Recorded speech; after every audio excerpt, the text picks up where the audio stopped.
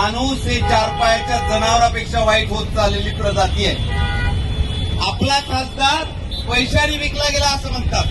माझं म्हणणं आहे की तो पैशाने नाही विकला गेला, त्याची एक पैशाची सुद्धा अवकात नाही ही वस्तुस्थिती आहे. या जिल्ह्यातल्या जनतेने त्याला निवडून दिलं, आम्ही निवडून दिलं, आम्ही प्रचार केला. आम्हाला असं वाटतं की आम्ही महामूर्ख आहोत काय, परंतु मला माहिती आहे सामान्य जनता महामूर्ख नाही. जेव्हा गरज पडेल तेव्हा त्याला त्याची जागा दाखवल्याशिवाय राहणार नाही.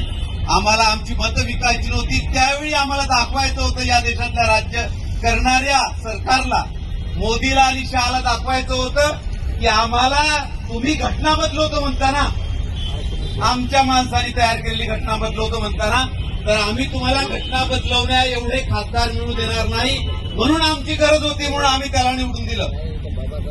ही वस्तुस्थिती आहे मित्रो.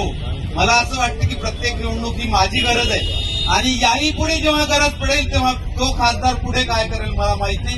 कोणाच्या कपाळावर लिहिलेलं नाही त्याला पुढे काय करेल म्हणून मी मूर्ख आहे असं मला वाटत नाही. मला असं वाटतं की तो त्या खासदारानं आपला सौदा केला असेल, आम्ही आमच्या हृदयाचा सौदा केलेला नाही आणि तो करणारही नाही. बाबासाहेब इथे समोर आहे आमच्या आणि ते आमच्या हृदयातही आहे. म्हणून कवी जे म्हणतो, दिल्लीच्या वाट्याला कुपान हाय र, संसद नावाचं दुकान हाय र, स्वातंत्र्य कशात हाय र. आमचे पोरं काय म्हणतात की पेपर नाही फुटला पाहिजे, फक्त पेपर. आमचे पोरं म्हणतात की 12 महिने 2 वर्ष मेहनत घेतो, तो पेपर नाही फुटला पाहिजे.